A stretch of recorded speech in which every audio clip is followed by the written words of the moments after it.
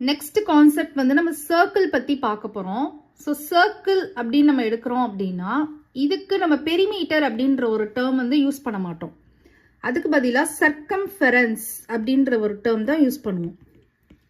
So சர்க்கம்ஃபெரன்ஸ் is nothing but இந்த surface, இந்த curved part இருக்குல்ல, இதுதான் சர்க்கம்ஃபெரன்ஸ். ஓகேவா? இப்போ வந்து ஒரு ஆப்ஜெக்ட், ஒரு பேங்கிலோ சம்திங் ஏதோ ஒரு சர்க்கிள் ஷேப்பில் ஒரு ஆப்ஜெக்ட் எடுத்துக்கோங்க. அதை வந்து நீங்கள் சர்க்கம்ஃபெரன்ஸ் மெஷர் பண்ணணும் அப்படின்னா என்ன பண்ணலாம்? ஒரு ஸ்ட்ரிங் வச்சு நீங்கள் வச்சு பார்க்கலாம்.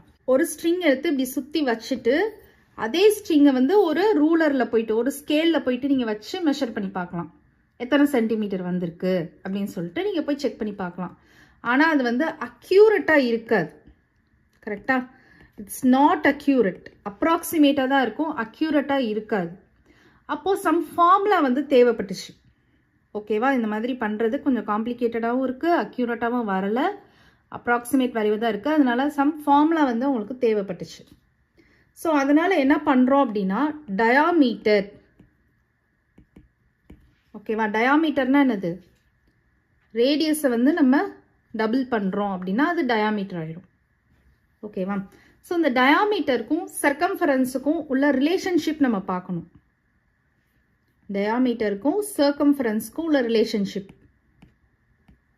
என்ன அப்படின்னு சொல்லி பார்த்தீங்கன்னா, இப்போ அதுக்கு வந்து ஒரு ரேஷியோ கண்டுபிடிங்க. டயாமீட்டருக்கும் சர்க்கம்ஃபரன்ஸ்க்கும் ஒரு ரேஷியோ கண்டுபிடிங்க. ஃபார் எக்ஸாம்பிள், இப்போ ஒரு சர்க்கிள் இருக்குது, அந்த சர்க்கிளோட ரேடியஸ் வந்து பார்த்தீங்கன்னா 3.5 சென்டிமீட்டர் இருக்குன்னு வச்சுக்கோங்க. ஓகேவா? அப்போ அதோட டயாமீட்டர் என்ன இருக்கும்?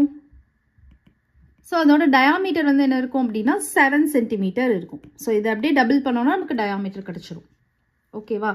இந்த டயாமீட்டர் வந்து 3 டைம்ஸ், அதாவது 7 into 3 போட்டோன்னா நமக்கு என்ன வரும்? 21 வரும். ப்ளஸ் மோர் தென் 3 டைம்ஸும் இருக்கும்.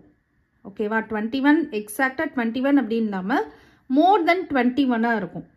21லேருந்து கொஞ்சம் வேல்யூஸ் கூட இருக்கும். ஸோ 22ன்னு வச்சுக்கோங்க.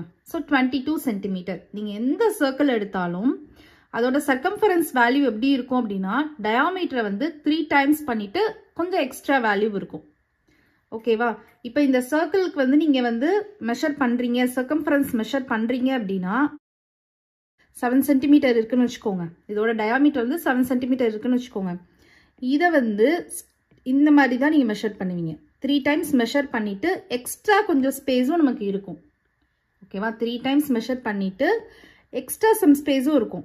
அப்போ நமக்கு வந்து 7 7 7